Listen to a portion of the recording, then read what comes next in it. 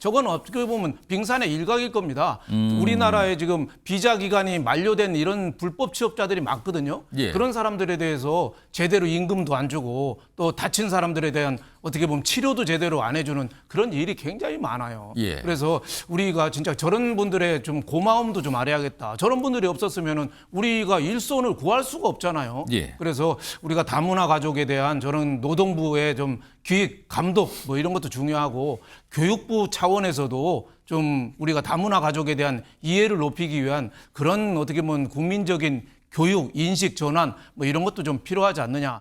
지게차에 이주 노동자 매단체 들었다 놨다. 그러니까 우리나라에 와서 일을 하는 외국인을 말하는 거잖아요. 근데 지게차에 매달았다고요?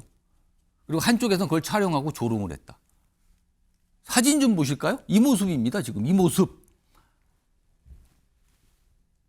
지금 지게차가 있죠? 앞에 벽돌로 보이는 게 잔뜩 실렸는데 여기에 비닐로 묶여 있어요, 사람이. 그리고 공중에 떴습니다, 지금. 이게 뭐 하는 짓입니까, 이게 지금? 작은 제목으로 좀 더 보죠. 한 벽돌 공장 괴롭힘 영상이 공개가 됐습니다. 그리고 피해자는 너무 끔찍했다는 반응을 보였어요. 정부가 지금 기획감독 착수했습니다. 들여다보겠다는 거예요. 이거 도대체 왜 이런 게 벌어졌는지. 그리고 이재명 대통령의 반응까지 나왔습니다. 용납 못한다 이런 거.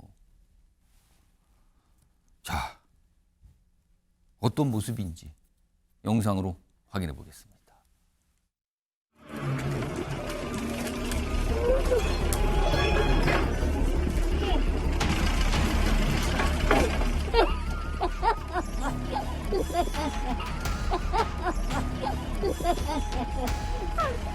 그래서 잡으셔야 돼. 욕 많이 했어요. 마음에 너무 다쳤어요. 스트레스 많이 받았어요. 몸이 안 좋아하니까 제가 병원 갔어요. 이경민 변호사. 이거 지금 문제가 한두 가지가 아닌 것 같아요. 이거 법적으로 어떻게 문제가 되는 겁니까, 지금? 이거 어떻게 봐야 됩니까, 지금? 일단은 저기 피해자 의사가 중요한데 지금 이주 노동자 입장에서는 저게 이제 어느 정도 자기는 괴롭힘을 당했다. 예. 그리고 뭔가 이제 영상을 찍으면서 이렇게 했던 부분들이 뭔가 조롱 섞인 그런 이제 행동이라고 판단이 됐다. 예. 이렇게 하면서 이제 문제 제기를 했기 때문에 당연히 이제 직장 내 괴롭힘으로 볼 수 있을 것 같고요. 예. 그리고 더 나아가서 지금 저런 행동이 결국은 이제 형사처벌 대상도 될 수 있는 게 저 지게차 같은 경우는 어떻게 보면 위험한 물건으로 볼 수 있는 거거든요. 아니, 저 장면만 봐도 굉장히 아찔합니다, 지금요. 그렇습니다. 저거. 근데 이제 몸을 묶인 상태에서 저렇게 이제 공중에 들렸다라고 하면은 이거는 이제 특수 협박으로도 볼 수가 있고요. 그리고 어쨌든 지금 몸이 묶여 있는 상태이기 때문에 거기서 이탈을 할 수가 없었기 때문에 그렇죠. 그런 부분들은 어떻게 보면 또 감금이라고 볼 수도 있거든요. 아. 감금이라는 게 이제 뭐 장시간 뭐 저렇게 꼭 있어야 되는 게 아니라 뭔가 이제 정신적으로 아니면 물리적으로 저렇게 이제 단시간이라고 하더라도 벗어날 수 없었던 상황. 그러니까 어떤 공간에 어떤 뭐 방이라든가 이런 데 갇혀 있는 것만 감금이 아니다 이거죠, 지금. 그렇습니다. 그래서 이제 특수폭행이라든지 아니면 감금도 될 수가 있을 것 같고 추가로 이게 민사적으로 지금 예. 뭐 치료비라든지 특히나 이제 이후에 정신적인 고통도 이제 많이 입었을 것 같아서 뭐 그런 부분들에 대해서 위자료 청구도 한번 고민을 해봐도 될 것 같은 그런 사건인 것 같습니다. 지금 이경민 변호사 설명만 들어도 지금 법적으로 한두 가지가 문제가 되는 게 아닌 것 같아요, 지금 이 부분은요. 다음 화면 좀 보겠습니다. 이재명 대통령도 어제 이 부분에 대해서 강조를 했어요. 글을 올렸는데 이렇습니다. 사회적 약자에 대한 야만적 인권 침해 철저히 엄단하겠다라고 밝힌 겁니다. 그러면서 이런 얘기죠. 영상을 보고 눈을 의심했습니다. 아마 많은 분들도 저거 가짜로 만든 거 아니야? 이런 생각할 수 있었을 것 같아요. 용납할 수 없는 명백한 인권 유린이다. 적극 대응하라. 이런 얘기까지 적혀 있습니다. 윤용걸 전 대표님. 이 무슨 일입니까 도대체? 왜 이러는 겁니까? 그러니까 저런 화면을 보면 억장이 무너지죠. 우리나라가 옛날에 어렵게 일제시대 때는 미국의 사탕수수 농장 하와이도 가고 해방 이후에 뭐 60년대에는 독일의 간호사로도 취업해서 해외 가서도 우리도 많은 차별을 겪으면서 그래도 외화를 벌어오고 예. 그 사람들이 현지에 정착을 했잖아요. 그렇습니다. 근데 우리가 이렇게 국제적으로 잘 사는 나라가 됐는데 오히려 우리보다 못 사는 나라를 저렇게 학대하고 차별하고 저럴 수가 있냐 말이죠. 저런 거 보면은 억장이 참 무너진다는 생각을 좀 지울 수가 없습니다. 지금 저건 어떻게 보면 빙산의 일각일 겁니다.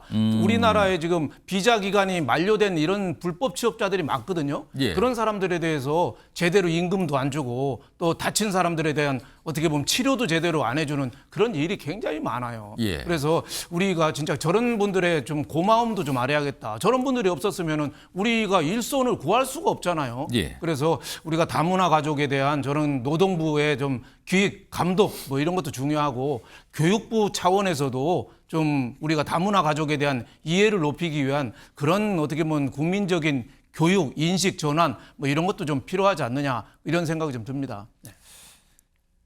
최창렬 교수님은 왜 이런 일이 일어났다고 보십니까? 저런 일들이 이제 일반화되어 있는 것 같아요. 거의 이주 노동자에 대한 어떤 그 차별 그리고 그들을 보는 시선 이런 것부터 문제가 있어요. 그리고 사회적 약자에 대한 고려, 배려가 없는 것 이게 우리나라에 일반화되어 있는 것 같아요. 예. 그야말로 문화 강국이고 집단지성이 잘 된 나라고 그야말로 비상계엄을 극복한 나라고 말이죠. 이런 나라인데 뭐 K컬처라고 해서 전 세계적으로 대한민국의 한류라는 게 또 인정받고 있는 상황에서 내용을 들어보면 이게 상상이 안 가는 거거든요. 인권이라는 것 자체의 인식이 없는 거예요. 이 지금 아까 아까 저 영상에 웃음소리 막 나오잖아요. 예. 인간으로서 상상하기 어려운 거예요. 어떻게 남이 그런 걸 보고 그걸 뭐라고 그러질 않고 같이 웃으면서 조롱하고 희롱하고 말이죠. 상상이 안 가는 거죠. 인권에 대한 인식이 전혀 없는 것이고 노동 착취, 인권 침해가 사실은 특히 외국인 노동자들에 대해서 예. 이게 단순히 다문화 가정에 대한 정책 차원 말고 저런 사람들 일벌백계해야 돼요.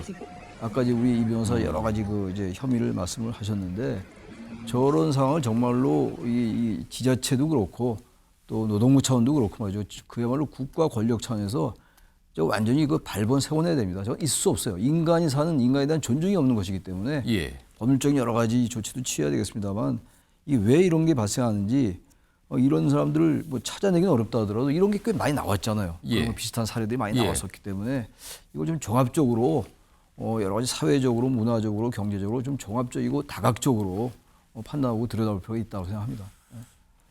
굉장히 위험했던 상황이에요. 사실은 저게 지게차가 그나마 천만다행으로 아무 일 없이 올라갔다 내려왔길래 망정이지 만약에 저 벽돌 같은 걸로 보이는데 그게 무슨 문제가 발생해서 이건 상상하기 너무 끔찍합니다. 지금요.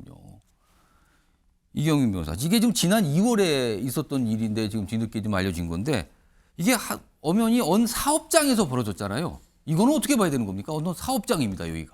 그러니까 사업장에서는 이제 이후에 가해자에 대해서 징계 조치를 하고 예. 그다음에 이제 그 근무지에서 이제 어떻게 보면 배제를 시키는 그런 조치를 해야 되고요. 예. 그런 걸 취하지 않았을 때는 이제 과태료 부과 대상이 되기 때문에 아마 이런 부분들에 대해서 이제 근로감독관이 기획감독도 착수를 했다고 하니까 아마 앞으로 이런 절차가 이루어질 것 같고 예. 추가로 지금 이제 이주 노동자들이 저기에 이제 근무했던 사람들이 6에서 7명 정도 된다고 하거든요.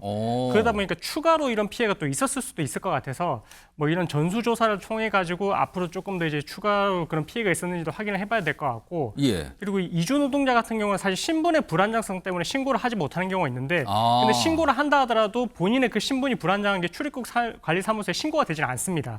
그래서 저런 부당한 대우를 받았을 때는 용기를 내서 신고를 하시는 게 맞을 것 같습니다. 본인의 지금 처한 위치하고 상관없이 신고해도 괜찮다 이 말씀이네요. 그렇습니다. 지금. 그렇고.